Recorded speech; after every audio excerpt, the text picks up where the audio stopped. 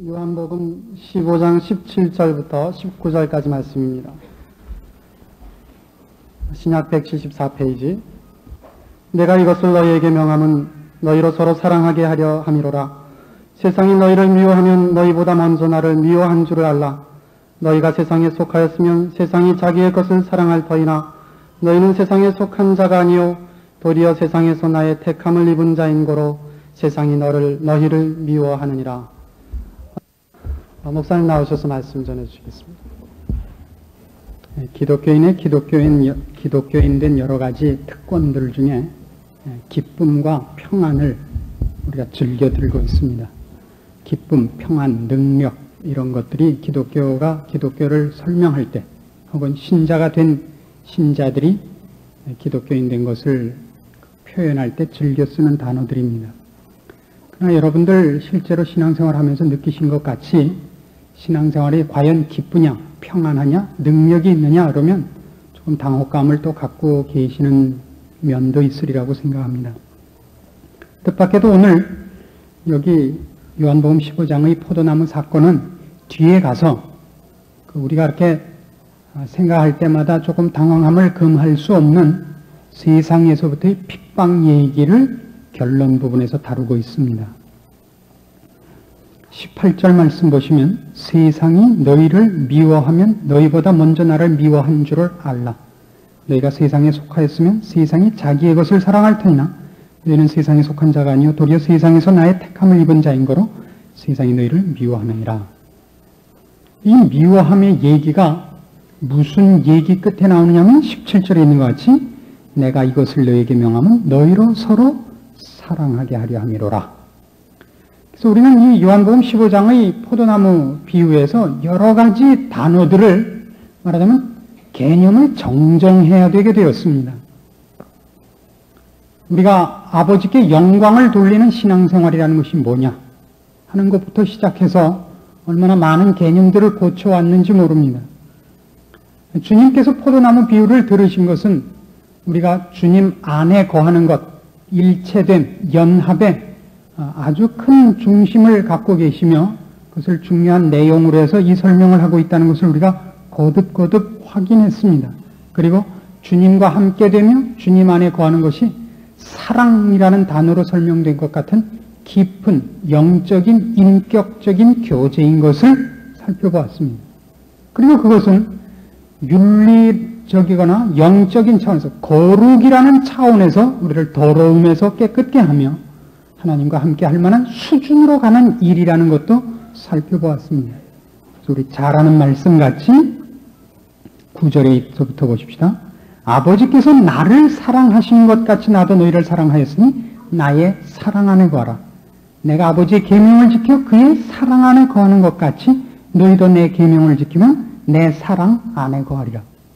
그리고 11절에 내가 이것을 너희에게 이름은 내 기쁨이 너희 안에 있어 너희 기쁨을 충만케 하려 함이니라. 내 계명은 곧 내가 너희를 사랑한 것 같이 너희로 서로 사랑하라 하는 이것이니라.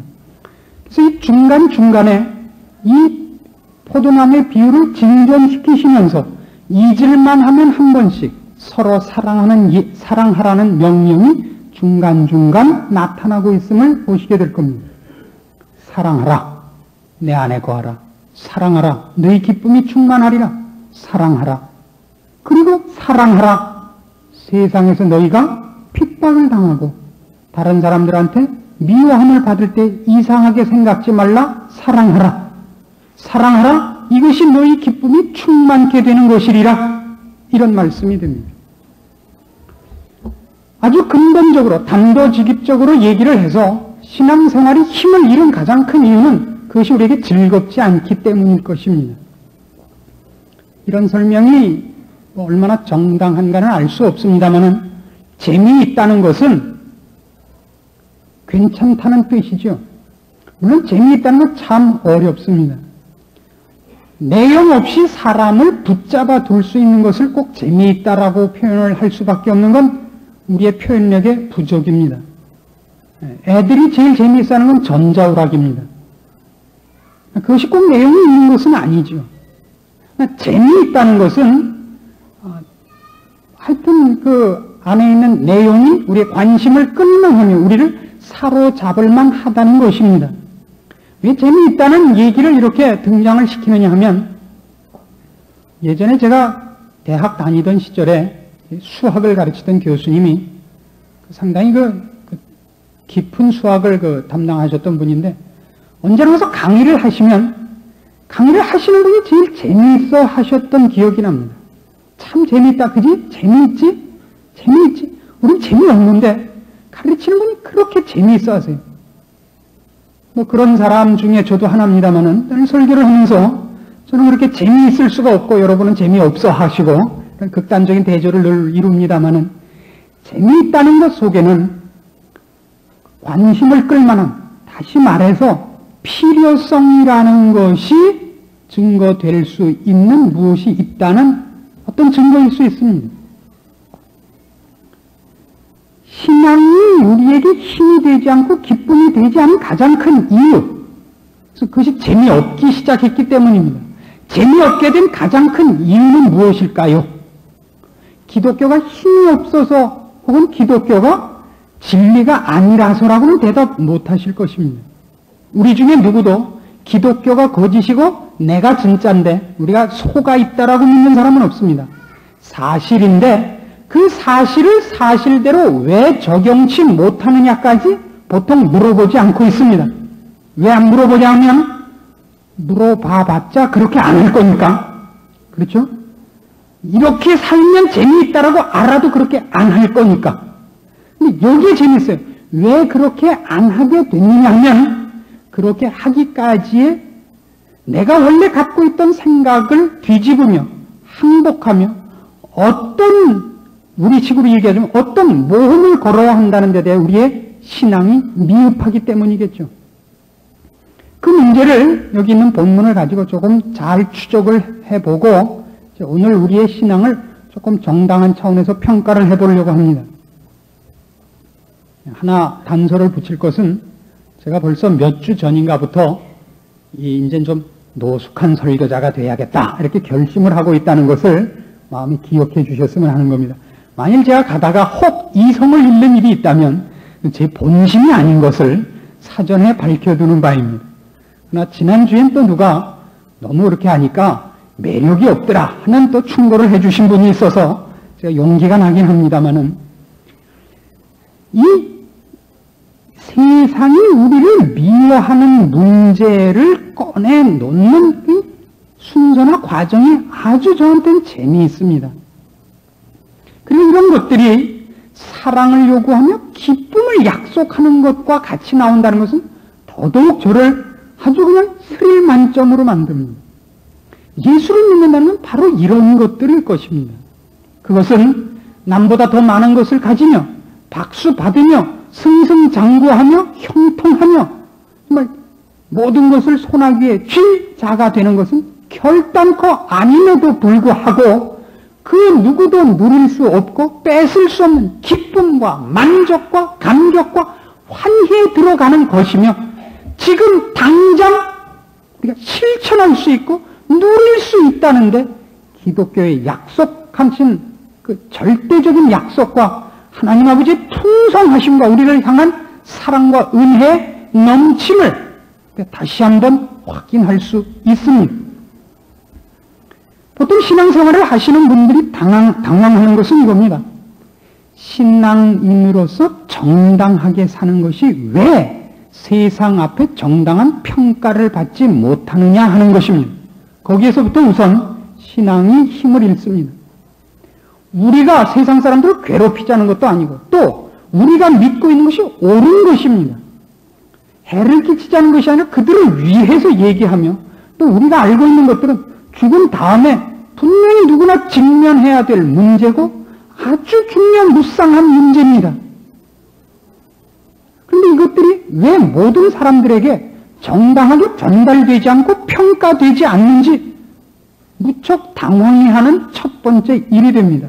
게다가 신앙생활을 해오면서 더욱 신자다워지는 것, 사랑을 더 많이 하고 더 많이 참고 더 용서하고 자비해지고 웃음을 더 많이 품고 겸손해지며 온유해진다고 해서 사람들 앞에 그 평가를 받지 못한다는 경험이 모두에게 있습니다.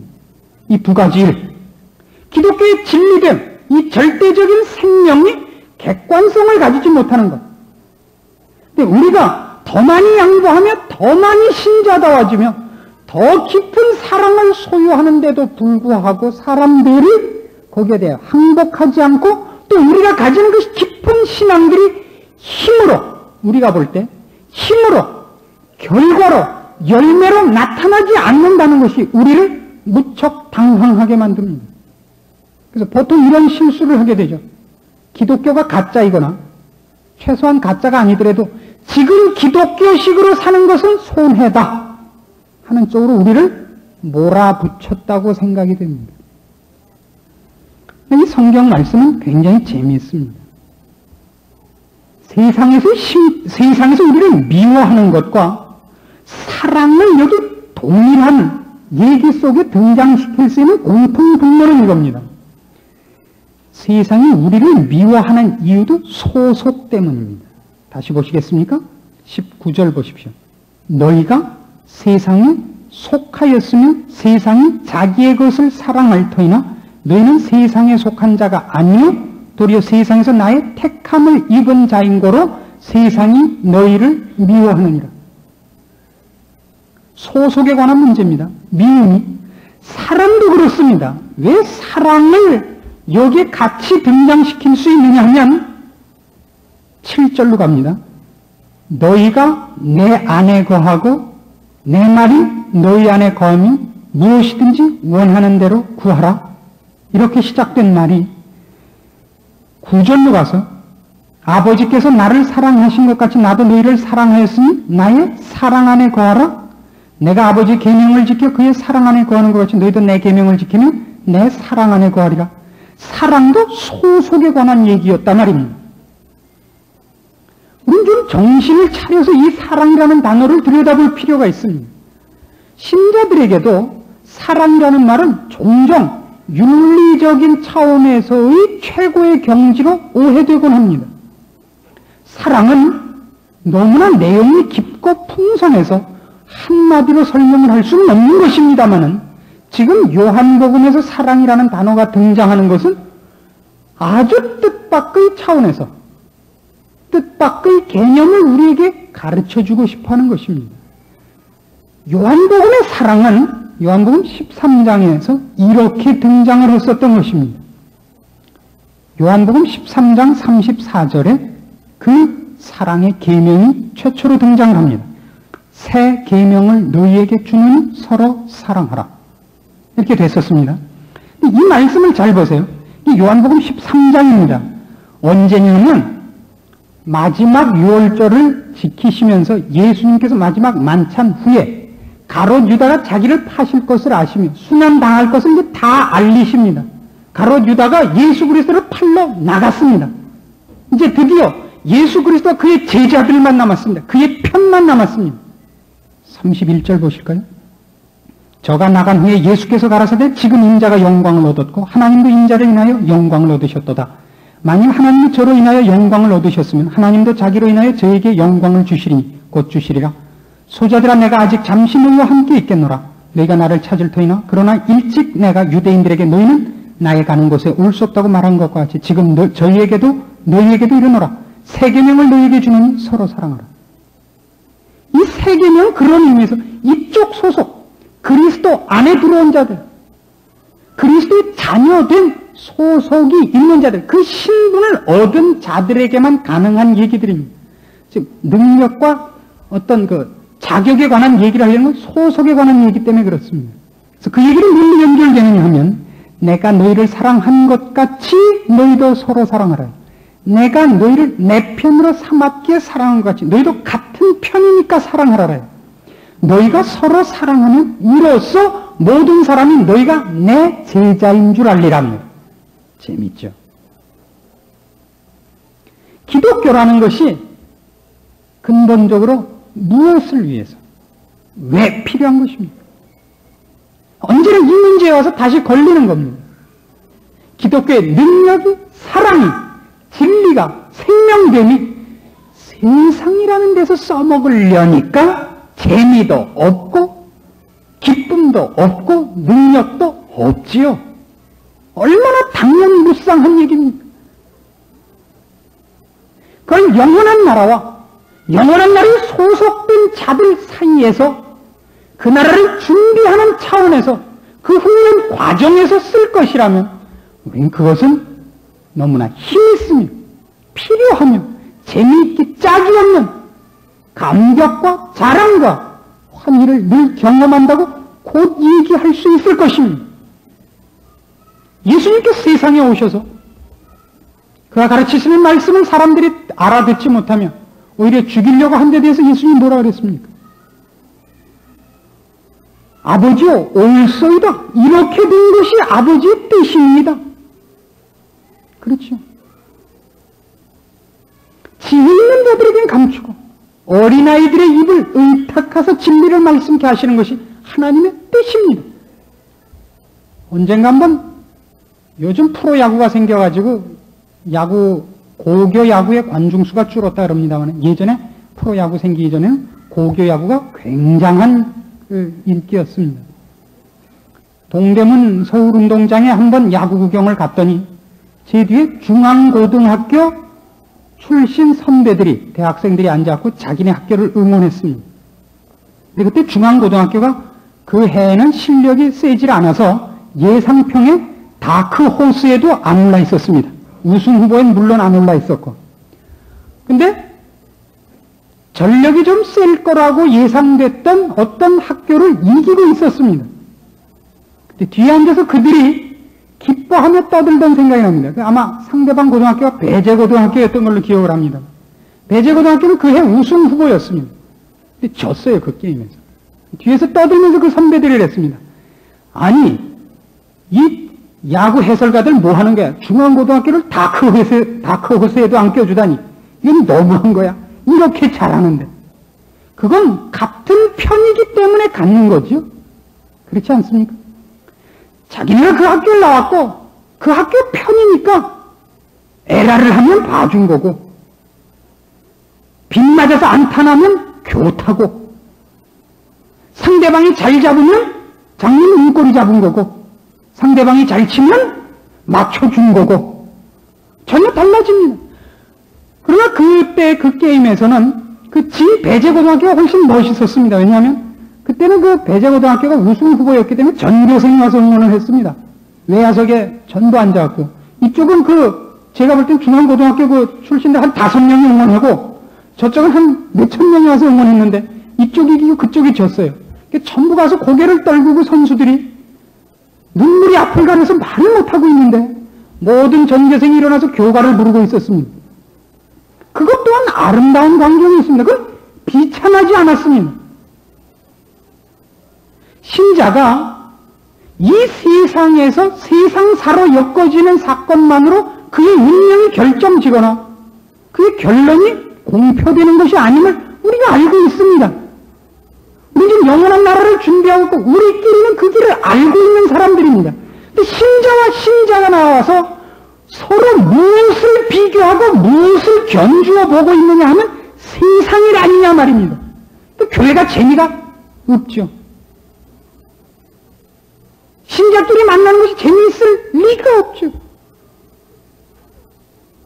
사회적인 신분과 사회적인 실력과 사회적인 지명도에서 만나는 것이니까 재미 한 개도 없죠. 신자끼리 만나서 물론 안부를 물을 수 있습니다. 사업 잘 되십니까? 장사 잘 되십니까? 그 다음에 훨씬 많은 부분에서 왜 이런 부분이 잘하는가? 저는 기도할 때 좀 부분이 잘 안 되는데 왜 그러죠? 장모님 지난번에 기도하시는 거 보니까 참 잘하시던데 처음부터 그렇게 잘하셨습니까? 아니면 어떤 카세트로 공부하셨습니까? 뭐 이런 얘기가 있어요. 이런 얘기 한 개도 없어요. 저 어느 학원 다니셨어요? 이런 거 하나도 없단 말이에요. 이게 무슨 신자예요? 무엇이 여러분의 기쁨입니까? 야고보서 4장을 한번 찾아보시겠습니다. 신약성경 374페이지 야고보서 4장 4절입니다.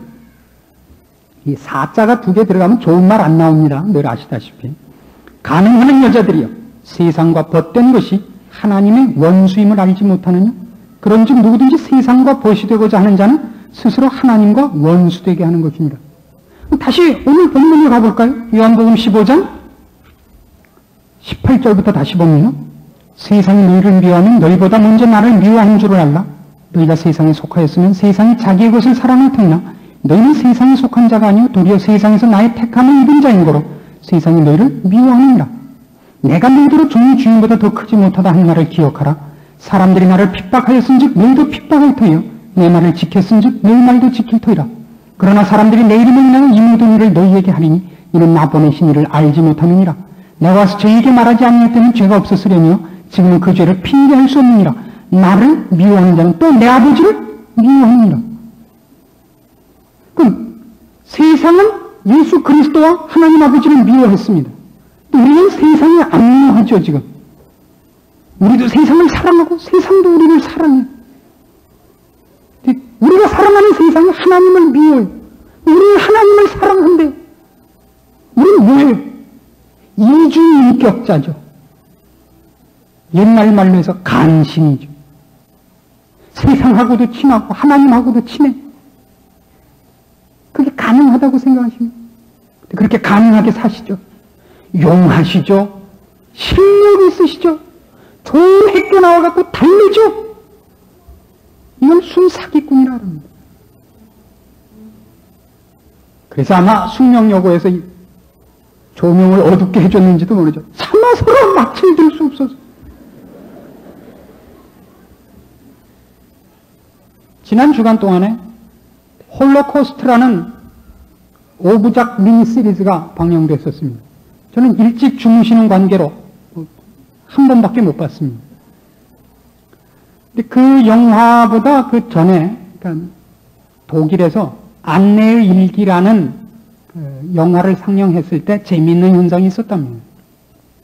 독일에서 그 안내의 일기를 상영했을 때 끝나고 나서 극장 측에서 실내 등을 켜지 않았답니다. 독일인끼리 서로 창피하니까 차마 낯을 들고 있을 수 없으리라 여겨서 극장 측에서 불을 켜지 않았답니다. 제가 지금 이 말을 인용하는 것은 교인들은 신앙생활을 안 하는 것뿐만 아니라 게다가 뻔뻔스럽다는 사실 때문에 그렇습니다. 아무도 부끄러워하지 않습니다. 예수를 이 정도로 믿는 것이 몹시 당연하게 살고 있는 데 대해서 참 할 말이 없습니다. 유구가 무언이며 무슨 단어를 찾을 방법이 없습니다. 그것이 오늘날 한국 교회 분위기가 되어 있어서 저 혼자 악을 써봤자 만수무강의 지장만 있으니까 저도 가만히 있으랍니다. 이제 이래서는 안 됩니다. 요한일서 2장으로 보시겠습니까? 야고보서, 베드로서, 그 다음에 요한일서입니다. 성경은 이 대비를 타협 없이 극명하게 하고 있다는 것을 기억하셔야 됩니다. 389페이지 요한 1서 2장 15절입니다. 이 세상이나 세상에 있는 것들을 사랑치 말라. 누구든지 세상을 사랑하면 아버지의 사랑이 그 속에 있지 아니하다고 되어 있습니다. 여러분, 이런 질문을 한번 해봅시다. 예수님께서 지금 막 오신다면, 물론 좋지만, 이건 일단 그렇게 얘기를 해야죠. 적어도 주일날 예배 보러 오셨는데, 좋지만, 막 기쁘지만, 하지만, 아쉬운 것 하나씩 있지 않으십니까? 요거 끝난 다음에 오시지 않은 거 하나. 그게 뭡니까? 그거 한번 보십시오. 저 원수를 이긴 다음에. 그러니까, 이것 하나 얻은 다음입니다. 뭡니까? 늘 한번 물어보십시오. 지금 막 예수님께서 오신다면 물론 기쁘지만 이거 하나 해결한 다음에 이거 하나 해본 다음에라고 갖고 있는 것 혹시 없으십니까? 억울한 구석이 없으십니까? 그게 없기를 바랍니다. 저야 물론 없죠. 저는 어저께 오셨으면 어제도 안 오시고 오늘 아침에 오셨으면 오늘 아침에도 안 오시고 지금이 안 오시나 지금 그러고 있는 심정입니까? 저야 여러분 때문에 이렇게 안타까워합니다. 하나님을 사랑하십니까? 그 세상에 미움을 받아보신 적이 있습니까? 그 세상에 미워본 적이 있습니까? 사람이 아니라, 물건이 아니라, 죄가 미워보신 적이 있습니까? 미우셔야 됩니다.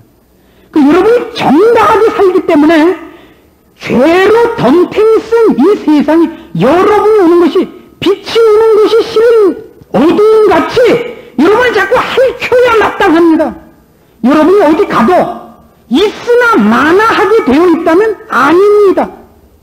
여러분이 어디 가면 여러분이 굳이 카메라 고발을 안 해도 거짓을 하는 자들이 찔리고 사기를 치는 자들이 생기고 무정하게 사는 자들이 속이 불편한 어떤 존재로 존재하셔야 되는 겁니다. 그게 신자입니다. 우리는 기도를 해야만 신자인 것이 증명되고 찬송을 불러야만 신자인 것이 증명되니까 안 됩니다. 그에서 풍겨나오는 인품이, 모습이, 표정이 말 한마디를 해도 발 하나를 떼어 놓아도 결정하는 것, 표현하는 것, 모든 것이 달라야 됩니다. 여러분은 높으신 하나님의 자녀며 생명을 갖고 있는 사람들이며 여러분만 영혼의 향기를, 생명의 냄새를, 생수를 유일하게 증거하며 맛보이며 꺼내놓을 수 있는 자들이기 때문입니다. 그렇게 사십니까? 그렇게 물어보셔야 됩니다. 우리가 걷는 인생 속에서 우리가 걸어가는 이 길 동안 하나님께서 여러분을 그런 사람으로 완성시킬 것이며 여러분의 존재로 인하여 옆에 있는 또 하나의 죽은 영혼들을 자극하고 도전하고 깨우실 것입니다. 지난 주간 동안에 미국으로부터 수입 개방 압력을 받아서 양담배가 들어오게 됐다는 소식에 우리가 접하게 됐습니다. 이 세상에서 최고로 나쁜 놈들이 누구냐 그러면 미국 놈들이죠. 우리가 다 압니다. 소련 사람들도 나쁩니다. 근데 소련 놈들 나쁜 거는 그냥 정직하게 나빠서 좀 난데 미국 놈들 나쁜 건 하도 교활하니까 사귀어보고 또 사귀어보면 정말 기분 나쁜 놈들이 미국 놈들입니다. 저는 반미주의자가 아닙니다. 일본에 가면 한국 놈들이 못됐다 그러면 한국에 오면 일본 놈들이 제일 못됐죠. 모두가 다 남이 못됐다 그러지 자기가 못됐다 그러는 사람은 아무도 없습니다. 그러면 다 피장파장입니다. 왜 이 말씀을 드리느냐 하면 약소국의 서름이라는 건 대단한 겁니다. 우리나라를 전두환 대통령이 다스리지만 따지고 전두환 대통령만큼 불쌍한 사람이 없습니다. 참 백성들한테도 관세 받고 세계 열강에 나가면 그거 완전히 애죠 뭐 애. 그냥 애는 말고 애벌레예요 애벌레. 그럼 말도 한마디 못합니다. 어디 가서 말 한마디 하려도 돈 주고 다른 나라 대표한테 사정사정해서 한마디 대신 발언을 하고 어디 가서 그저 주워 먹고 사는 수준이니까 참 우리나라 지도자가 되면 참 약오릅니다. 그래서 아마 그 돌아가신 고 박정희 대통령도 그렇게 약올라 했던 것으로 기억을 합니다. 나라가 일단 강해지고 보자. 그거는 우리나라 지도자가 되면 어쩔 수 없는 정말 뼈에 사무치는 결론입니다. 그래서 이런 생각 해보신 적 없습니까? 아, 하나님도 왜 나를 한국에 태어나게 했을까? 미국에 태어나게 해주시지. 미국에서 인디안으로 태어났으면 어떡할 뻔했어요. 지금 그래도 한국에서 이 멀쩡하게 생기게 태어나셔서 다행이지 미국에서 인디안으로 태어났으면 그것도 참 답답해요. 아니 그럴 바에는 고구려 때쯤 태어나게 해주시지. 하나님께서 미국에 태어나느냐 한국에 태어나느냐 강대국에 태어나느냐 약소국에 태어나느냐 이런 것으로는 그의 영혼의 문제를 다루시며 영적인 축복과 특권을 누리는데 모두에게 더 손해가 되거나 이익이 되는 것이 아니라는 것을 가르치고 있는 겁니다. 우리는 약소국에 살고 있습니다. 어떤 면에서는 약올르는 적이 하나둘이 아닌 정도로 약올르게 살고 있는 시대에 있습니다. 그러나 그 모든 것이 신앙생활을 하는 데는 마이너스 요소거나 말하자면 우리가 지금 신앙생활을 요따우로 하고 있는 것 전부 우리 책임이다 말입니다. 우리 개인의 책임입니다. 하나님께서 우리를 덜 사랑하셨거나 한국교회는 덜 능력을 베푸셨거나 백인들을 더 선호하시지 않았습니다. 미 확인된 정보에 의하면 지금 현대 세계 10대 설교가 중에 한 분이 한국 개포동에 살고 있다 그럽니다.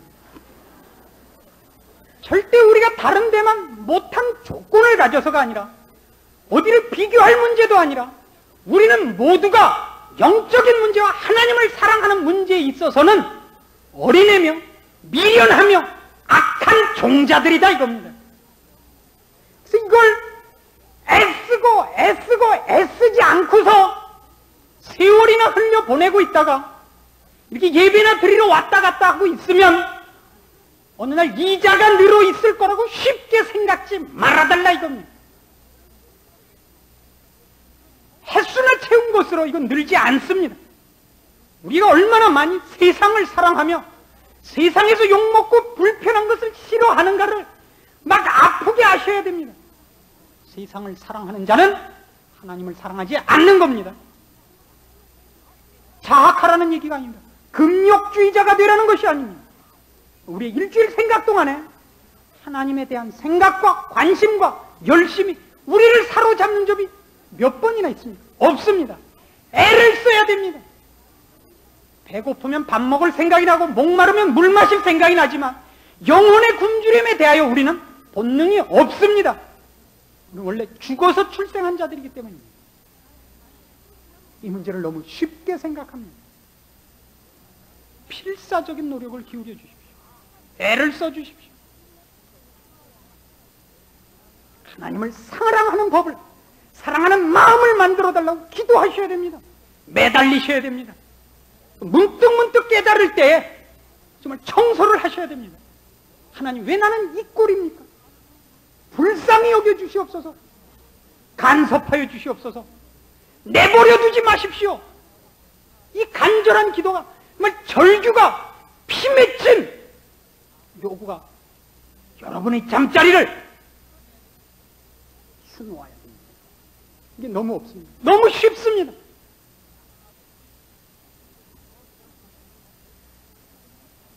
근본적으로 신자들 간의 사랑은 그런 의미에서 전우애입니다. 우리는 영혼을 준비하며 같은 지역, 같은 사회, 같은 시대 속에서 같은 전우로 부름받았습니다. 세상이 우리 편이 아닙니다. 우리만이 우리 편입니다. 배타적이라는 뜻이 아닙니다. 저들은 우리가 누군지를 모르고 우리가 갖고 있는 진리와 생명됨이 저들을 자꾸 정죄하는 것으로 나타나기 때문에 만나기만 하면 우리를 물며 넘어뜨리려고 하며 어떻게 해서든 우리를 공범자를 만들려고 합니다. 저들의 양심이 찔리기 때문에, 영혼이 찔리기 때문에 그래서 우리가 버텨야 됩니다. 우리를 위해서뿐만 아니라 그를 살려내기 위해서라도 우리는 버텨내야 됩니다. 우리의 진리됨을, 생명됨을 버텨내야 됩니다. 그리고 그것이 우리가 이 시대를 살아있어야 되는 최고의 제1되는 이유입니다. 그것이 애국입니다. 그것이 애족입니다. 한 역사를 살아가는 개인 존재로서의 책임을 완수하는 것이기도 합니다. 생명과 영원과 진리를 증거하는 자로, 그것을 추구하는 자로, 그걸 산 자로, 소유한 자로 자기의 책임을 완성해야 됩니다. 쉽지 않습니다. 서로 위로하십시오. 사랑하십시오. 같은 편입니다. 피 흘리기까지 싸워야 됩니다. 이 진리를 위해서. 세상이 여러분을 가만두지 않을 것을 각오하십시오. 처음부터 꼭 이 길이라고 기대하지 않습니다. 이 싸움을 포기하지 않기로 결심해 주십시오. 하나님 편에 서서 걷는 이 싸움을. 한 주일 지나면 우리 다 같이 수련회에 들어갈 것입니다. 오십시오. 오셔서 같이 무료회 하시고 바둑도 두시고 농담도 나누시고 좀 친해지십시오. 그리고 깊은 속 얘기도 좀 나눠주십시오. 거기 가면 좋은 축구장이 있습니다. 잔디구장입니다. 테니스 코트도 있습니다. 작년에도 갔더니 그 더운 여름날 나가서 운동하는 사람 아무도 없는데 테니스 치는 사람들은 나가서 하더군요. 테니스 치는 사람들이 가장 광적이라는 걸 알았습니다. 돈 주고 공부하려면 하겠습니까? 에어컨 틀어놔주고 그래도 안 할 겁니다. 그 34도 35도 되는 떼약볕 밑에서 테니스는 치던데 그것은 노동이 아닙니다. 치는 사람만이 아는 재미요 희열입니다. 예수를 믿는다는 것은 그 이상입니다. 그를 죽이는 자를 향해서도 당신도 한번 믿어보시오라고 웃으며 주고 갈 수 있는 것들입니다. 여러분들이 지금 갖고 있는 신앙의 수준이 거기에 미치지 못했기 때문에 누리지 못한 것들로 인하여 신앙을, 기독교를 쉽게 생각지 말아주십시오. 그리고 마음을 고쳐잡으시고 결심하여 여러분이 알고 믿은 도리들을 그 힘대로 능력대로 경험하게 해달라고 기대하시고 기도하십시오. 살아계신 하나님이 여러분 가운데서 엘리야와 모세와 사도 바울이 경험했던 모든 기적들을 다시 일으키시는 것을 여러분 모두가 목도할 것이요 경험할 것을 믿습니다. 하나님은 지금도 살아계시며 그때 모세를 불렀듯이 우리를 부르셨으며 홍해를 가르신 능력으로 우리를 지키시며 보호하시며 간섭하십니다. 우리의 불신앙이 하나님의 영광을 막고 있지 하나님의 능력이 짧아졌거나 우리를 향한 사랑이 식어본 적은 없습니다. 신자된 여러분의 특권을 부활시키십시오. 기도하십시오. 하나님 아버지 은혜를 감사합니다. 살아계신 하나님 아버지, 그의 자녀로 부름받았다는 특권을 여기 주 앞에 무릎 꿇은 심령들에게 다시 한번 생생하게 힘있게 부활시켜 주시옵소서. 신자로 산다는 그 특권과 책임과 그 희열과 기적을 주의 자녀들에게 그리고 우리를 쳐다보는 세상 사람들 앞에 넘치게 놀랍게 선포하여 주시옵소서. 우리의 미련한 것과 완악한 것을 용서하시고 잠자는 우리의 심령을 깨우시며 우리가 말로만 알고 있는 신앙의 내용들을 우리의 몸으로 살아서 마음 깊은 것으로부터 항복할 수 있는 경험으로 허락하사 우리의 찬송을 사무치게 하시며 우리의 감사를 사무치게 하시며 기적석을 걷는 하나님의 자녀들의 발걸음을 힘있게 하시옵소서. 주의 영광을 주의 자녀들의 입술과 생활을 통하여 이 시대 앞에 펼치시옵소서. 예수님의 이름으로 기도합니다. 아멘.